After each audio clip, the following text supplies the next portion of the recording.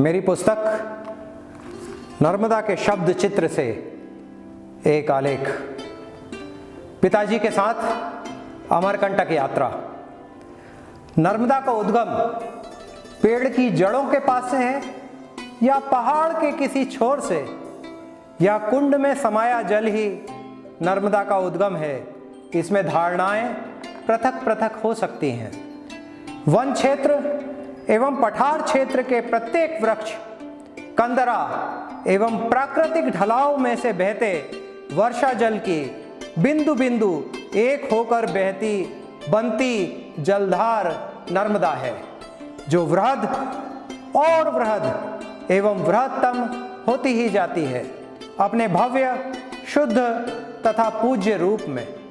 अमरकंटक तो अमरता का आश्वासन है उन सबको जो डूब जाते हैं यहाँ से प्रवाहित भक्तिधार, ज्ञानधार, वैराग्यधार, चिन्मयधार एवं दुग्धधार दर्शित विवेकी कर्मधार में।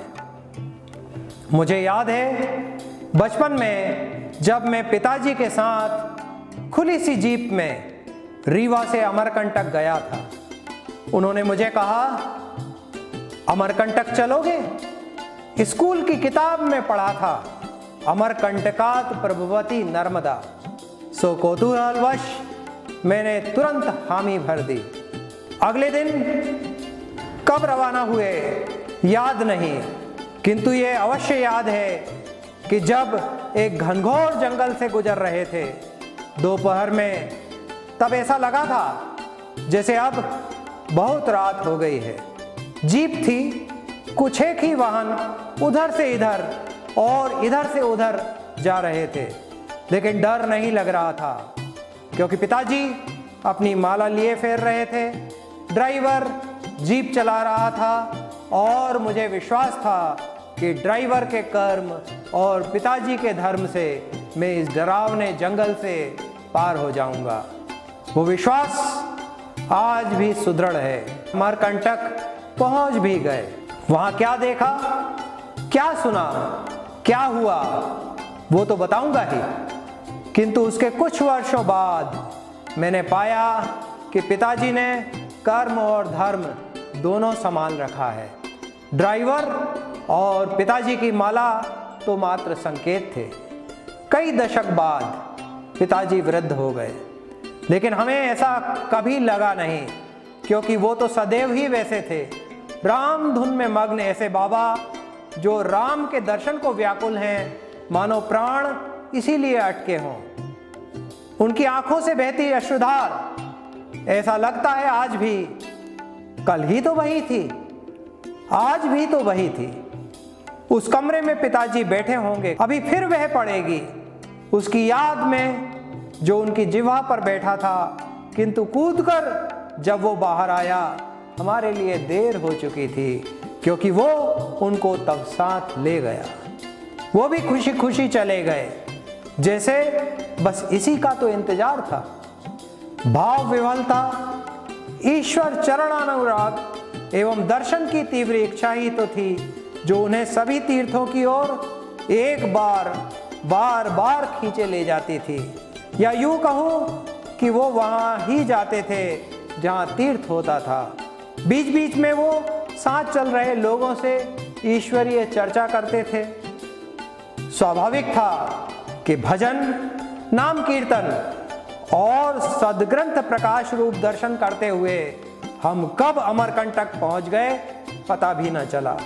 लेकिन इतना अवश्य याद है, रात के 9 बजे थे, पूरे अमरकंटक में सन्नाटा छाया हुआ था, तेज ठंड थी, दूर दूर तक कोई नहीं, लेकिन पिताजी अत्यंत प्रसन्न थे, मानो इधर बहुत से लोग हों। वो प्रसन्न थे ऐसे जैसे बस अभी तो सुबह हुई है। बाद में मैं उनके इस भाव से परिचित रहा, क्योंकि जब भी वो किसी नए तीर्थ स्थान पर या उसी स्थान पर फिर कभी जाते थे, ऐसे ही विभोर हो जाते थे। जोर जोर से घूम घूम कर कभी श्री राम जय जय राम कहते थे, तो कभी कृष्णम वंदे जगत गुरुम। उनकी अपनी प्रार्थनाएं थीं, उनके अपने क्रम, उनकी अपनी गति उनकी अपनी लय, बाहरी व्यतिक्रम से अबाधित। व्यवस्था अवश्य उनकी ओर से पूरी होती थी। पहले से सूचना थी, इसलिए ठहरने के स्थान पर कुछ देर में खाना आ गया, सो गए। किंतु आधी रात को हम जब भी जागे वो जाग ही रहे थे, ऐसा पाया। बाद में पूछा हमने उनसे, क्या आप सोते नहीं? कभी वो हंसकर टाल देते थे, कभी कहते थे अभी बहुत बचा है, समय कम है, जैसे उनकी परीक्षा हो। कल ही सोचा था पूछूंगा कभी विस्तार से, क्या बहुत बचा है, किंतु पूछ नहीं पाया। जो बचा था उसको वो जीवन भर पूरा करते रहे। जब पूरा हो गया फिर बचा क्या? न कुछ न वो। सुबह बोले चलो अब चलते हैं। कहाँ? बोले उद्गम चलेंगे। पूछा किधर है? बोले मिल जाएगा। आज भी सोचता हूं कितना स्पष्ट विचार एवं विश्वास है। चलो तो सही, मिल जाएगा। कदम बढ़ाएंगे तो जिधर जाना है उधर ही जाएंगे। चल पड़े, पहुंच गए। वो एक पेड़ की जड़ थी, पिताजी जैसी मजबूत। बोले प्रणाम करो यहां बहती जलधार को। ये वो जलधार है जो सदैव थी, सदैव रहेगी, क्योंकि यहीं से नर्मदा जी का उद्गम है। पतली जलधार, जैसे किसी छोटे बच्चे ने पेड़ के नीचे खोद रखी हो। वो भाप गए मेरा संशय। बोले यही है साक्षात नर्मदा जी। इतना कहते कहते उनके अश्रु बह चले। उन अश्रुओं के साथ मेरा संदेह भी दूर कहीं बह गया। पिताजी कहने लगे इसी जन्म में ईश्वर से साक्षात्कार संभव है। लगन चाहिए, भजन करो, नाम लो, वो आएंगे। आज नहीं तो अंतिम समय अवश्य। विश्वास रखो, जीवन का विश्वास है। हमने उनको जीवन भर याद किया, अंतिम समय वो कैसे भुला देंगे? ऐसा अवश्य हो सकता है कि अंतिम समय थोड़ा पहले या थोड़ा बाद हो जाए, क्योंकि उनको जब समय मिले तभी तो वो ले जाएंगे।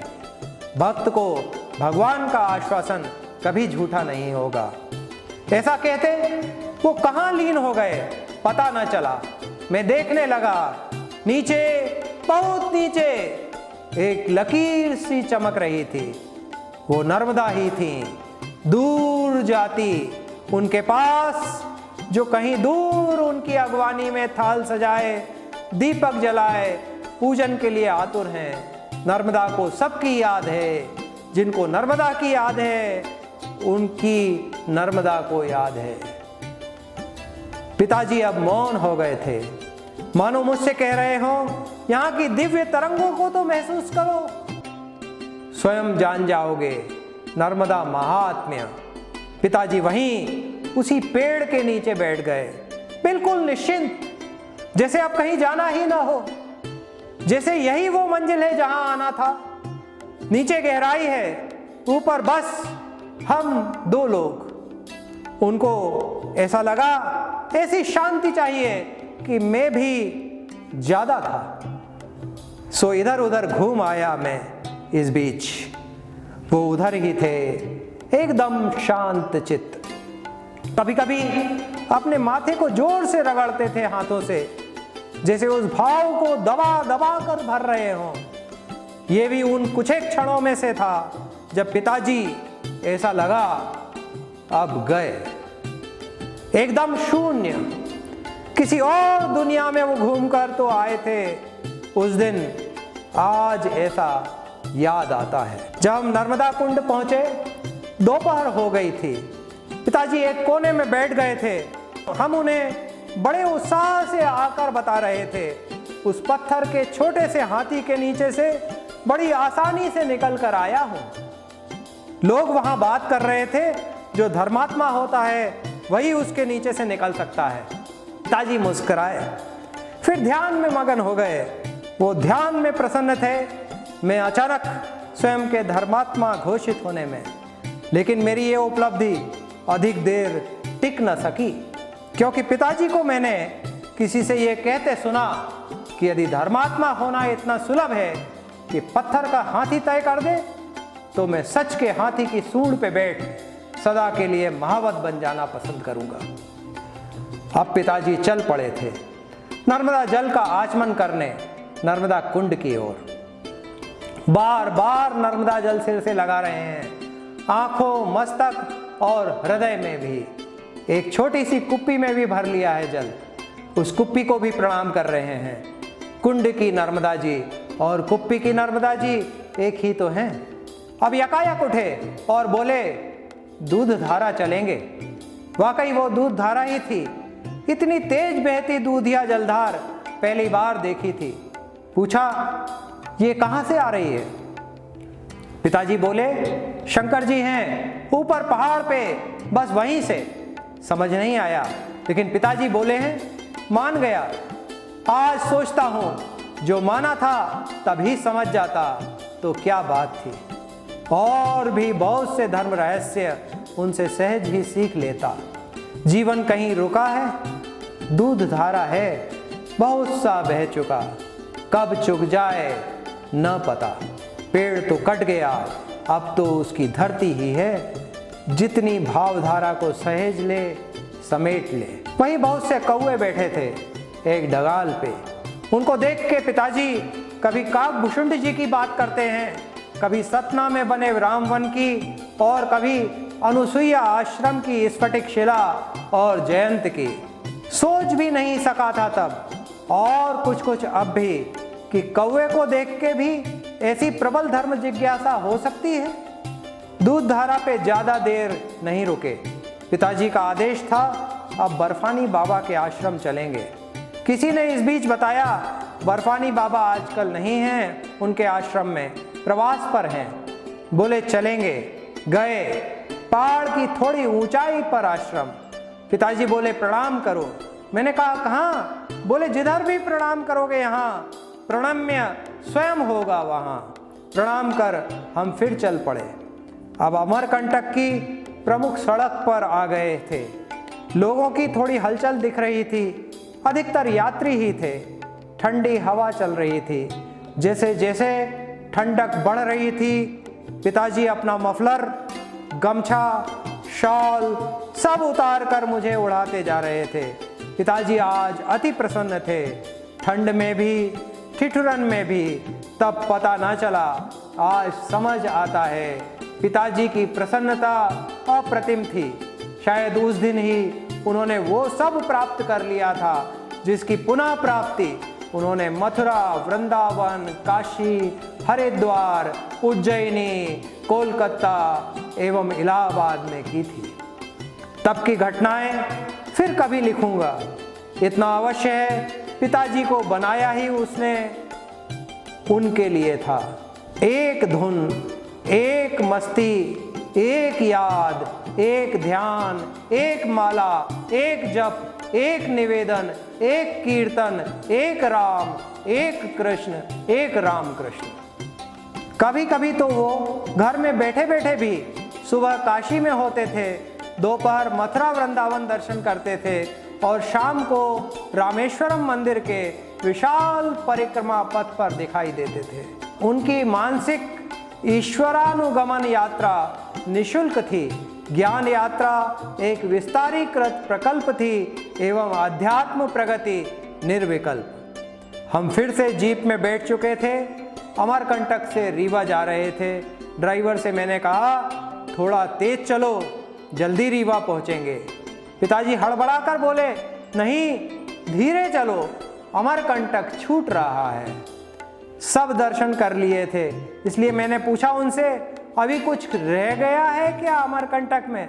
बोले, मेरा सब कुछ। छोटा था, समझ न सका था। ऐसा लगता है अभी भी बड़ा नहीं हुआ हूँ। उनको, उस भाव को और अमरकंटक को समझना शेष है। आपको पता चले तो बताना, अमरकंटक क्यों छूट रहा था?